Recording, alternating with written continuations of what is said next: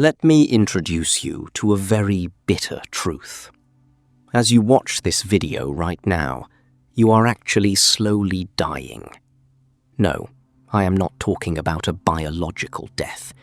That soft bed of yours, your safe room, and that pathetic comfort zone where everything is fine have become the graveyard of your soul. While the modern world promises you more comfort every single day, it is actually putting you in chains. You are so dog-scared of suffering, struggling, or being rejected that you strangle your own potential with your own hands, just so your fake peace isn't disturbed. The exact moment you say, "I am safe," is the moment you are finished. Because the human will is doomed to rot in that comfortable swamp where it reaches everything easily.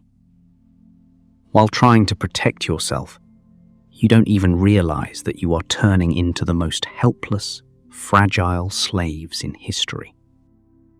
Right in the middle of this numbness, Friedrich Nietzsche appears with a whip in his hand and shatters that hypocritical moral wall of humanity. To Nietzsche, man was not a creature to be loved and coddled. On the contrary, he was a wild, raw material to be forged through pain. Nietzsche screamed directly into the face of a modern humanity sleeping in its fake paradises, as if vomiting his disgust. You noble men, do you want to be free from suffering? What absolute foolishness.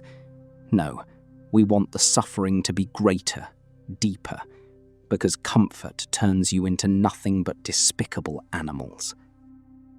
To him, what made a human grow was not happiness, but pure agony.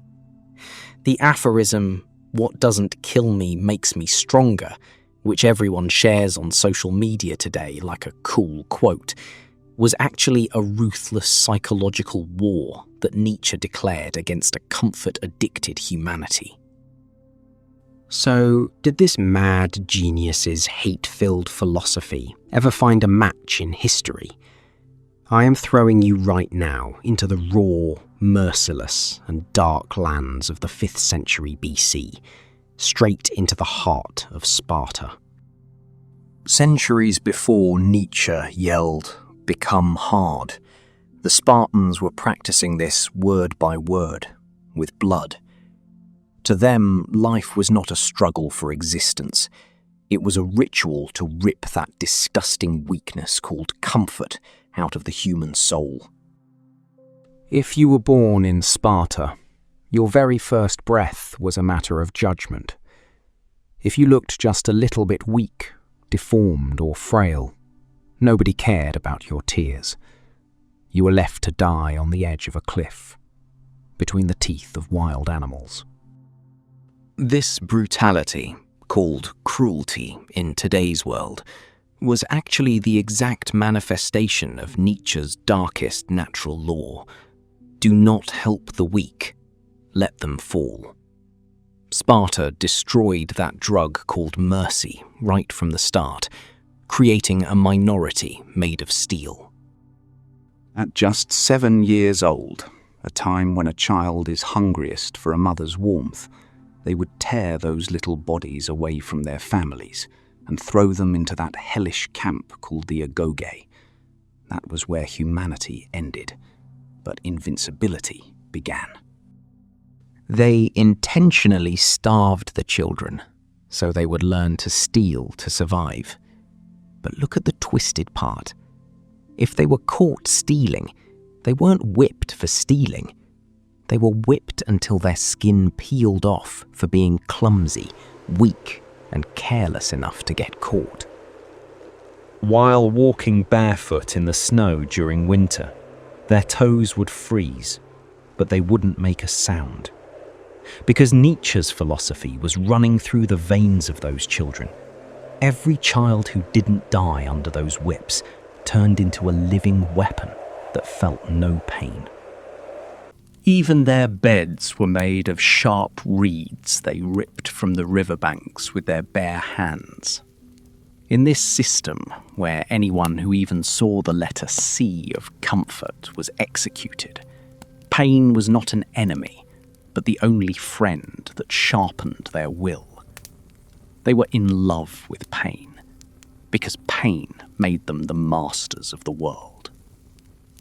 Now you are saying to yourselves, how barbaric, how cruel, aren't you? This exact hypocritical mercy of yours is why you lose. Because those people you call cruel, thanks to that absolute ruthlessness, built the most magnificent, most flawless monument of military success history has ever seen. They raised their children like monsters, but those monsters turned into legendary killing machines that no army on earth could bend, no empire could force to its knees. Sparta took the reward of crushing weakness with absolute power. In 480 BC, when the Persian army of millions arrived at the gates, while all other Greek cities were trembling with fear and looking for a place to hide to protect their comfort, they found those 300 Spartans and King Leonidas standing like a rock at the pass of Thermopylae. When the Persian envoy arrogantly shouted, "Our arrows will block out the sun, surrender," the Spartan Dienekes just grinned and said, "Good, then we will fight in the shade."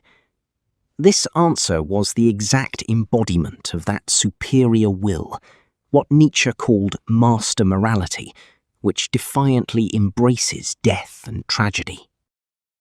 For days, 300 men built a wall of flesh and steel against millions. The massive waves of the enemy crashing upon them broke against that unshakable will fed by pain. Because the Spartans had sacrificed comfort so deeply that even death could not make them bow down. Physically, they all perished at that pass as flesh and bone. But this refusal to surrender turned them into immortal gods, both militarily and historically. As Nietzsche said, the fatal blows they took at that pass could not destroy them. Instead, it carved their names into history with eternal power. Now, let's step out of that blood-scented pass of Thermopylae, away from the shattered shields of the Spartans and that dark mind of Nietzsche, and we turn to today, to this exact moment, to your safe room. The scenery has changed. You don't have blood-red capes on you. You aren't carrying shields. But that massive, disgusting paradox is still standing right in front of you. Today, your Thermopylae pass is that soft bed pulling you in every morning, and that fake comfort zone you are hooked on like a drug. You are afraid to show even 1/1,000,000th of the massive will those 300 men displayed while walking to their deaths, just to change your own life, to reach your own goals today. The moment your soul feels heavy, you immediately run back to your pathetic safe harbours. As you take shelter in that comfort zone, you are actually suffocating and killing that potential Spartan inside you, that Übermensch Nietzsche praised to the skies, with your own hands. Remember, Sparta became a giant by embracing pain. Nietzsche became wise through pain. You, inside your comfort, are just a slowly rotting corpse. Nietzsche and the 300 Spartans slap us with the same jarring truth from centuries ago. Real power is not found in comfortable chairs. It is hidden in those painful moments when you want to quit. Now decide, will you rot as a slave to your comfort, or will you be forged and hardened through pain? Become hard.